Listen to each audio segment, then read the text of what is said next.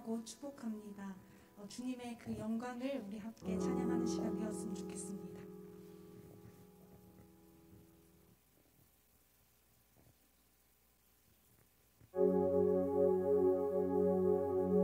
주는 나의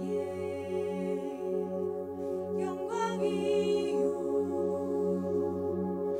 나의 머리를 드시는 하나님 주는 나의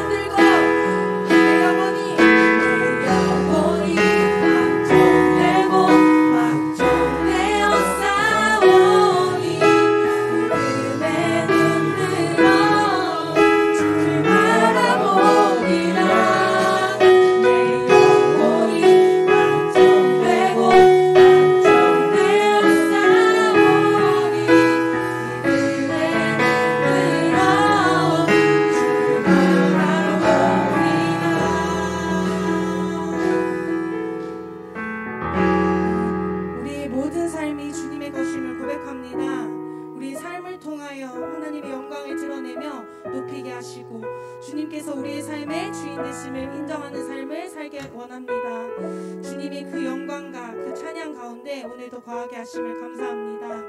지금 이 예배 가운데도 주님께서 주인 되시고 임재하셔서 우리를 만나주시고 우리의 삶을 변화시켜 주시옵소서. 감사합니다. 예수 그리스도의 이름으로 기도드렸습니다. 아멘.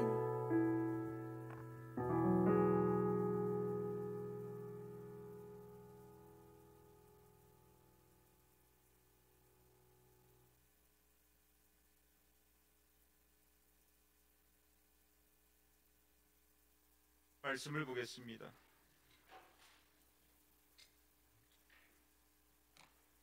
누가복음 7장 24절에서 27절, 제가 한 절, 여러분이 한 절 교독하도록 하겠습니다.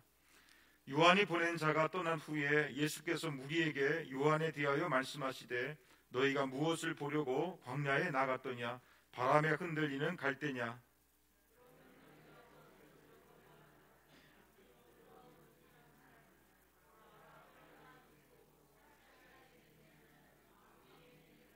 그러면 너희가 무엇을 보려고 나갔더냐? 선지자냐? 옳다. 내가 너희에게 이르노니 선지자보다도 훌륭한 자니라.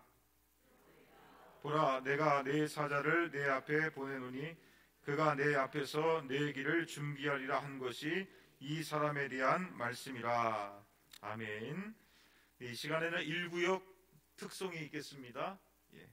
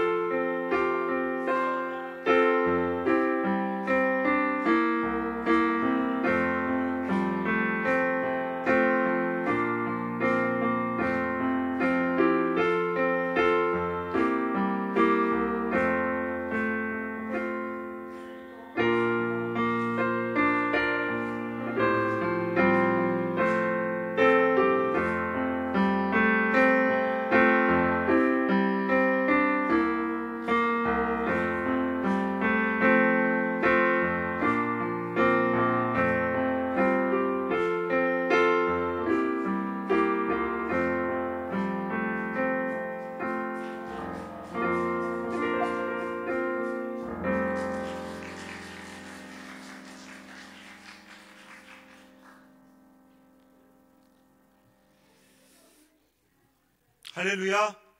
네, 1구역이 주님의 은혜로 더 행복하시고 더 부흥하는 구역이 될 수 있기를 축복합니다. 네, 그렇게 되기를 원하는 마음에서 우리 다시 한번 박수로 격려하고 축복하겠습니다.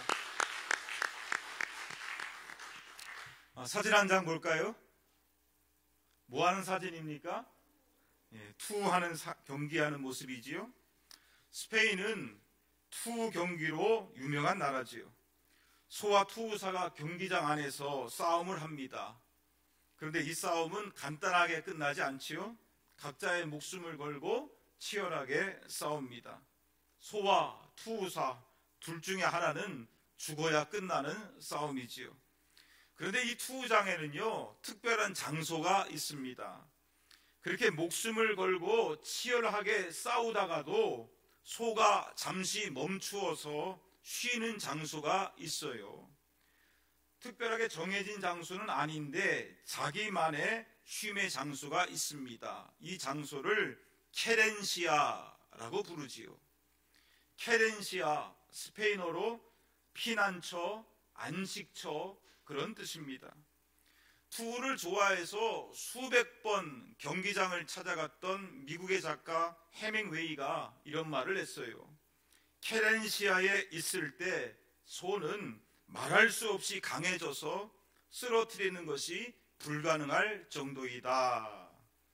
그렇게 치열하게 싸워서 원심이 다 빠진 소가 케렌시아에 가서 쉬기만 하면 신기하게도 다시 힘이 나고 다시 회복되고 다시 강해질 수 있다는 거지요.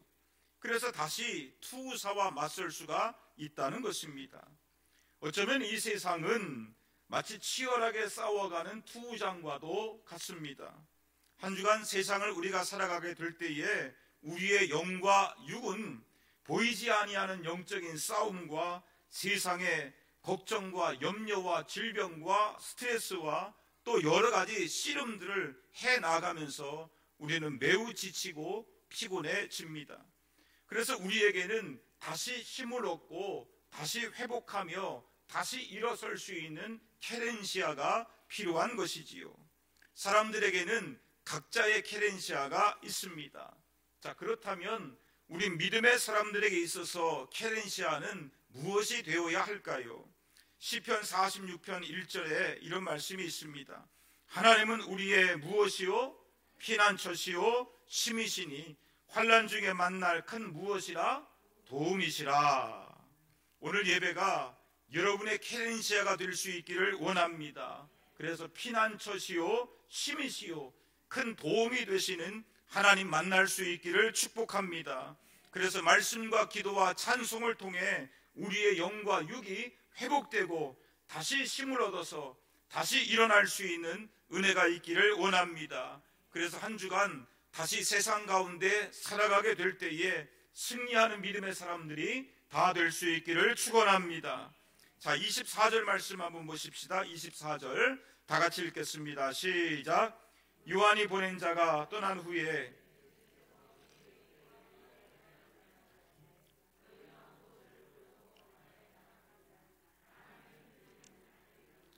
자, 세례 요한이 말씀을 전할 때에 많은 사람들이 세례 요한을 보려고 몰려들었습니다. 그 모습을 보시던 예수님께서 사람들에게 물으시기를 너희가 무엇을 보려고 광야로 나갔더냐? 그렇게 물으셨어요. 여러분, 광야는 어떤 곳입니까? 사진을 우리가 보게 되면 유대 광야의 모습인데 무엇이 보입니까? 사실은 가보면 아무것도 볼 것이 없어요. 매우 척박한 땅이고요, 황무지이고요, 볼 구경거리가 아무것도 없어요. 그래서 광야는 우리의 인생의 힘듦을 상징하는 곳이지요. 그런데 이 광야는 놀라운 축복이 숨겨져 있습니다. 광야라는 말이 시브리어로 미드바르라는 말인데 말씀이 들려지는 장소, 그런 뜻이에요. 말씀이 들려지는 장소. 물론 광야는 힘든 곳이고 척박한 곳이고 아무것도 없는 곳이지만, 그러나 그럼에도 불구하고 광야가 축복의 장소가 될 수 있는 이유가 무엇입니까? 광야에는 하나님의 말씀이 들려오기 때문에 그렇습니다. 사실 하나님께서는 항상 우리들에게 말씀을 전해주십니다. 그러나 우리의 삶이 분주하고 육신적으로 편하고 영적으로 깊은 잠에 빠져 있기 때문에 세상에서 들려오는 잡음이 너무나도 많아서 하나님의 말씀이 잘 들려오지 않는 거예요. 그때 하나님께서 우리를 때때로 광야로 불러내십니다. 왜냐? 광야에서는 한 말씀만 하셔도 소리가 크게 울리기 때문에 말씀에 집중하기 때문에 그렇습니다. 이스라엘 백성들도 그러한 경험을 하게 되지요. 이스라엘 백성들이 광야 40년을 어떻게 통과할 수 있었습니까? 신명기 8장 2절과 3절의 말씀을 한번 보십시다. 다 같이 읽겠습니다. 시작. 내 하나님 여호와께서 이 40년 동안 내가 광야길을 걷게 하신 것을 기억하라. 이는 너를 낮추시며 너를 시험하사 내 마음이 어떠한지 그 명령을 지키는지 지키지 않는지 알려 하심이라. 너를 낮추시며 너를 줄이게 하시며 또 너도 알지 못하며 내 조상들도 알지 못하던 만나를 내게 먹이신 것은 사람이 떡으로만 사는 것이 아니요 여호와의 입에서 나오는 모든 말씀으로 사는 줄을 내가 알게 하려 하심이라. 자, 분명히 광야는 사람이 살 수 없는 땅이에요. 그럼에도 불구하고 이스라엘 백성들이 40년 광야 생활을 통과하게 됩니다.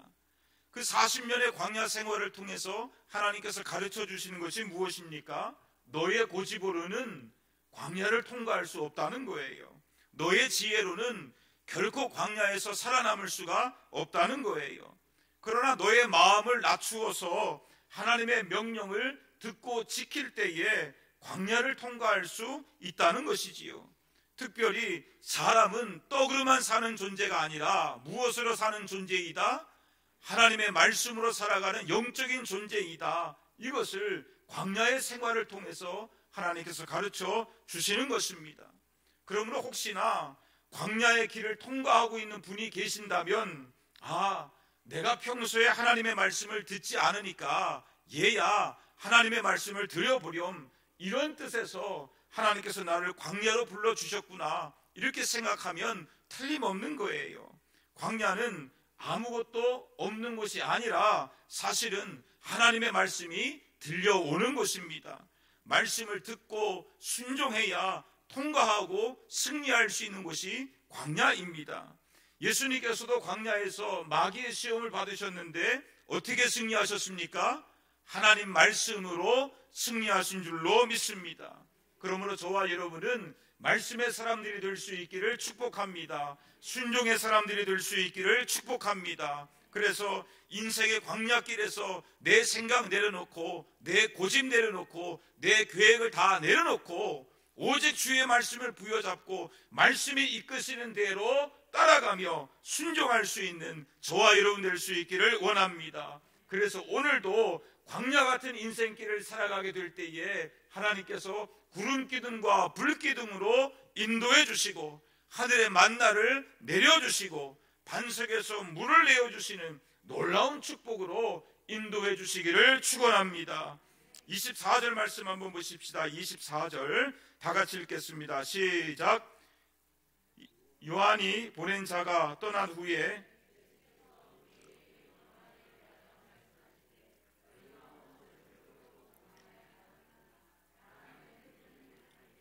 자, 24절, 25절, 26절 예수님께서 반복적인 질문을 하신 말씀이 있어요.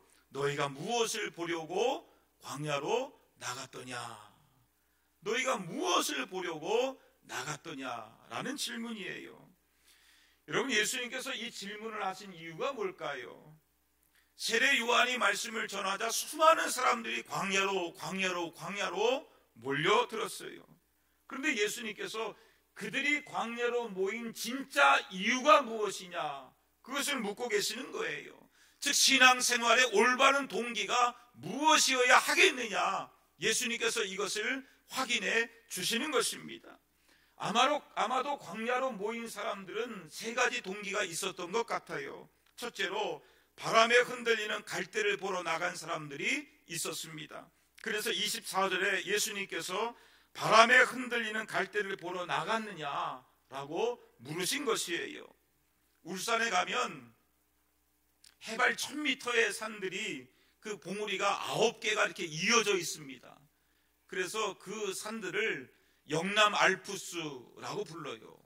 그 올라가면 경치가 장관입니다. 그런데 가을에 갈대밭이 유명해요. 그 간월산, 간월제 이런 데 가보면 갈대밭이 굉장히 유명합니다. 그래서 그거 보려고 전국에서 많은 사람들이 몰려들고 그 위에서도 음악회가 열리고 축제가 열립니다. 자, 광야도 마찬가지예요. 일상의 삶을 벗어나서 광야로 들어가면 평소에 볼 수 없던 거 보이니까 신기한 거예요. 그 집을 떠나서 일단 여행을 간다고 하니까 마음이 설레는 거지요. 그래서 광야로 들어가던 길목 가운데 갈대밭도 있었습니다.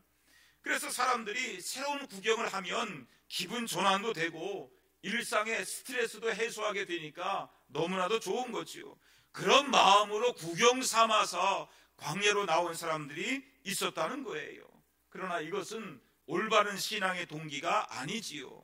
둘째로 사람을 구경하기 위하여 광야로 나온 사람도 있었습니다. 25절 말씀 한번 보십시다. 25절 우리 다 같이 읽겠습니다. 시작. 그러면 너희가 무엇을 보려고 나갔더냐?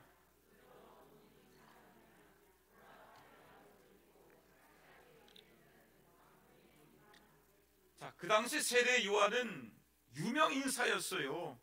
그래서 세례 요한이 얼마나 대단하길래 이렇게 많은 사람들이 모이는가? 세례 요한이 어떤 사람인지 구경에 한번 가보자.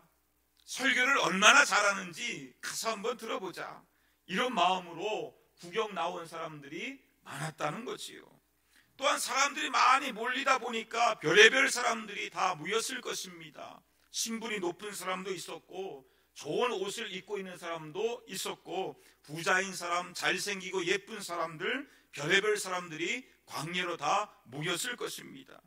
그런데 그런 사람 구경이 목적으로 또 사람을 만나려는 목적으로 또 사람을 통해서 이익을 보려는 목적으로 사람을 통해서 만족과 기쁨을 얻으려는 목적으로 그렇게 해서 광야로 나왔다면, 즉 사람이 목적이 되어서 광야로 나왔다면 그것은 잘못된 신앙의 동기이다라는 것을 예수님께서 깨우쳐 주시는 것입니다. 세 번째로 선지자를 보려고 광야로 나온 사람이 있었어요. 26절 말씀을 보십시다. 26절 다 같이 읽겠습니다. 시작. 그러면 너희가 무엇을 보려고 나갔더니야? 선지자냐? 옳다. 내가 너희에게 이르노니 선지자보다도 훌륭한 자니라. 예수님께서 물으시기를 그렇다면 너희가 선지자를 보기 위하여 광야로 나갔더냐? 그러면 옳은 것이다. 맞은 것이다. 선지자를 보려고 광야로 나가야 옳은 것이다. 여러분, 선지자는 무엇을 하는 사람입니까? 하나님의 말씀을 대언하는 사람이에요. 즉 세례 요한을 선지자로 생각해서 그가 전하는 말씀을 하나님의 말씀으로 바꿔 들으려고 그 목적으로 광야로 나갔다면 그것은 옳고 마땅히 그렇게 해야 되는 것이다 라고 예수님께서 말씀해 주시는 것입니다. 오늘 여러분이 교회에 나온 목적이 무엇입니까? 일주일에 한 번 기분 전환하려고 바람을 쐬기 위하여 갈대를 보기 위하여 그렇게 해서 나오셨습니까? 또한 오늘 교회에 나온 목적이 사람을 보려고 사람의 목적이 되어 교회에 나오셨습니까? 그러나 우리는 주님의 말씀을 듣기 위하여 교회에 나와야 되는 줄로 믿습니다. 그렇다면 세례 요한이 어떤 말씀을 전했을까요? 27절 말씀을 다 같이 읽겠습니다. 시작. 기록된 바 보라 내가 내 사자를 내 앞에 보내노니 그가 내 앞에서 내 길을 준비하리라 한 것이 이 사람에 대한 말씀이라.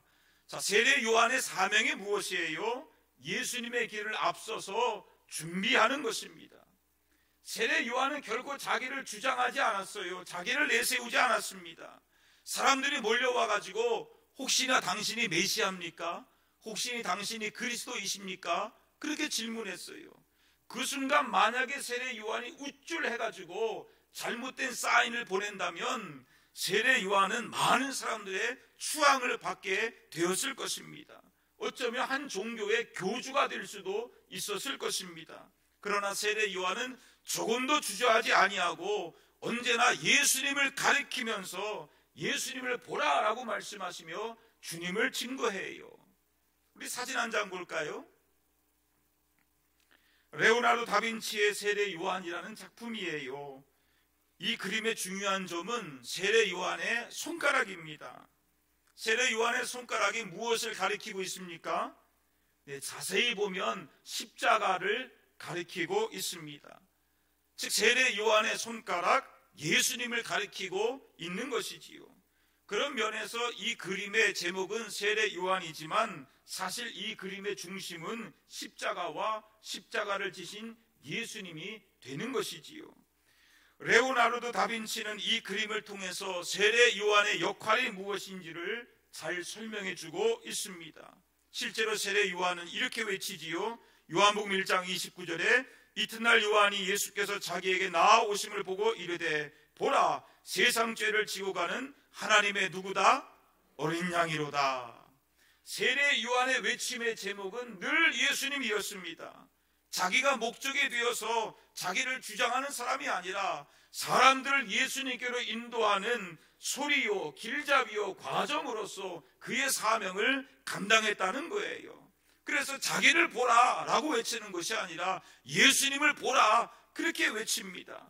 동일한 은혜가 저와 여러분 가운데 있기를 원합니다. 세례 요한처럼 신학의 본질이 되신 예수님 부여잡으시고 예수님을 증거하시며 예수님만을 높일 수 있는 은혜가 있기를 축원합니다.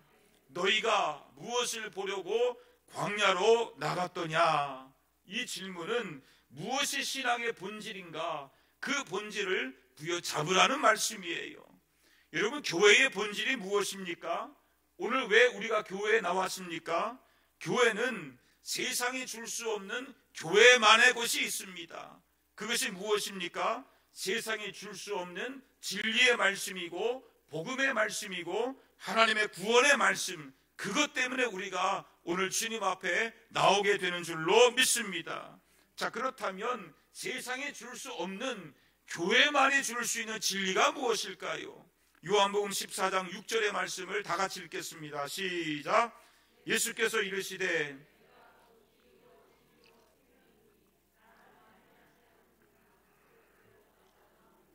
이 말씀 그대로 예수님은 구원의 유일한 길이요 진리요 생명이 되시는 줄로 믿습니다. 그러므로 교회의 본질과 우리 신앙의 본질이 뭐예요? 그리고 예배의 본질이 무엇입니까? 언제나 예수님이 되는 줄로 믿습니다.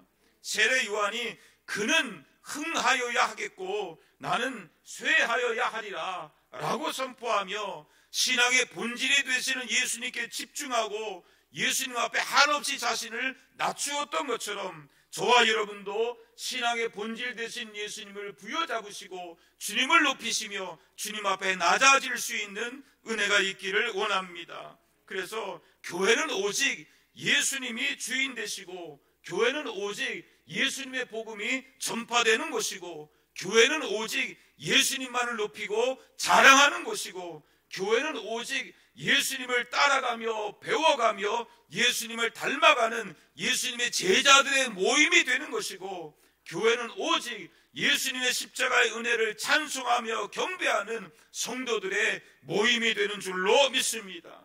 교회는 예수님이 빠지면 아무것도 아닌 거예요. 본질 대신 예수님을 놓치게 되면 그 교회는 변질이 되고 타락하고 추악하게 되는 것이지요. 아멘입니까? 호주에 어떤 해변은 파도가 잘 쳐가지고요 젊은 사람들이 그 파도 타기로 유명한 그런 해변이 있다 그래요. 그런데 파도가 너무 거세서 종종 인명사고가 일어나곤 했습니다. 그 사고를 보다 못한 어떤 사람이 낡은 보트를 수리해가지고 해변을 지키기 시작했어요. 해변가에다 작은 텐트를 하나 쳐놓고 거기에 상주하면서 바닷가를 지켜보며 혹시나 바다에 빠지는 사람이 있는가, 그리고 그런 사람이 있으면 손살까지 달려가가지고 그 사람을 구조해냈습니다. 많은 사람들이 그 사람을 통해 구조를 받았어요. 그런데 어느 날 그의 선행이 언론을 통해서 사람들에게 공개가 됩니다. 그러자 그를 돕겠다고 사람들이 몰려들기 시작하고 후원금이 몰려오기 시작했어요. 정치인들과 관광객들도 몰려들기 시작했습니다.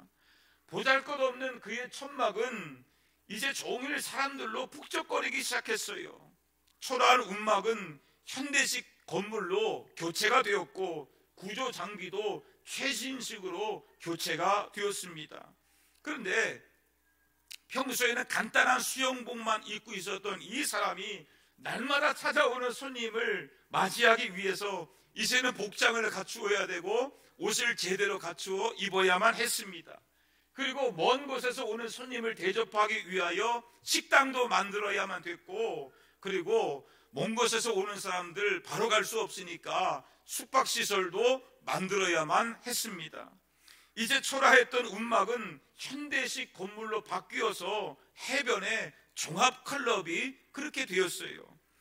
그는 찾아오는 방문객들에게 내가 왜 일을 시작해야만 했는가, 내가 어떻게 구조활동을 해왔는가, 그래서 몇 명을 구조했는가, 이것을 설명해 주기에 너무나도 바빴어요. 그는 온종일 방문객들을 만나고 그들과 더불어 식사를 하고 또 기념사진도 찍으면서 그리고 시설도 관리해 나아갔습니다. 그러는 사이에 구조활동 할 수 있었을까요? 없었을까요? 할 수 없게 되었어요. 왜냐? 사람 구조할 시간은 점점점 없어지고 관광객들과 사진을 찍고 자기가 어떻게 구조활동을 해왔는가 설명해 주기에 너무나도 바빴기 때문에 그래요. 그런데 그 순간에도 여전히 바닷가에서는 구조를 받지 못하고 죽어가는 사람들이 늘어나고 있었다는 것이지요. 홍정욱 목사님이 쓰신 교회만이 희망이다 라는 책에 나오는 이야기입니다. 인명구조대의 본질이 무엇입니까? 사람을 구조하는 일이지요. 그런데 그 본질을 망각하고 본질에 충실하지 못하니까 이런 어처구니 없는 일들이 일어나게 된 것입니다. 마찬가지예요. 우리 교회도 신앙의 본질 되신 예수님, 예배의 본질 되신 예수님, 거기에 충실하지 못하면 추한 모습으로 변질되어 결국에는 주님의 책망을 받을 수밖에 없다는 것입니다. 오늘 성경을 통해서 주님은 우리들에게 여기에 대하여 확인시켜 주시는 것입니다. 너희가 무엇을 보려고 광야로 나갔더냐? 오늘 우리의 관심이 무엇인지, 우리의 신앙의 본질이 무엇인지, 나는 무엇을 바라보며 살아가고 있는지, 나는 무슨 목적과 이유로 교회에 나와서 오늘 예배에 참여하고 있는지 주님이 물으시는 것입니다. 그러므로 저와 여러분의 신앙은 언제나 본질 되신 예수님, 언제나 그 본질 되신 예수님 앞에 말씀으로 순종해서 주님의 뜻을 이루어가는데 쓰임받을 수 있기를 원합니다. 그래서 우리의 삶이 주님 앞에 가는 그 순간까지 한순간도 세상의 헛된 일에 마음을 빼앗기거나 인생을 낭비하지 마시고 주님 주신 사명을 이루어 가는데 최선을 다해서 훗날에 주님 앞에 서게 될 때에 하나님께 인정받으시고 칭찬받을 수 있는 은혜가 저와 여러분 가운데 있기를 예수님의 이름으로 축원합니다. 아멘. 주신 말씀 기억하며 기도드리기를 원합니다. 예수님, 나의 피난처가 되어 주옵소서. 주님, 광야 같은 인생길을 살아갈 때에 더욱 주님의 말씀에 집중하게 하시고 순종하여 믿음으로 광야를 통과하게 하여 주옵소서. 우리의 신앙의 중심이 오직 예수님이 되게 하여 주옵소서. 또한 여러분의 기도의 제목을 가지고 다 같이 기도드리겠습니다. 하나님 아버지, 은혜를 감사합니다. 너희가 무엇을 보려고 광야로 나갔더냐? 주님의 말씀을 듣게 됩니다. 하나님 아버지, 우리가 광야 같은 인생길을 살아갈 때에 더욱 주님의 말씀에 집중할 수 있기를 원합니다. 신앙의 본질이 되신 예수님 부여잡게 하여 주옵소서. 세례 요한이 주님 앞에 결국 자신을 높이지 아니하고 자신을 부정하며 오직 예수님을 증거하며 오직 예수님을 높였던 것처럼 아버지는 저희들 삶으로 본질 되신 예수님을 부여잡게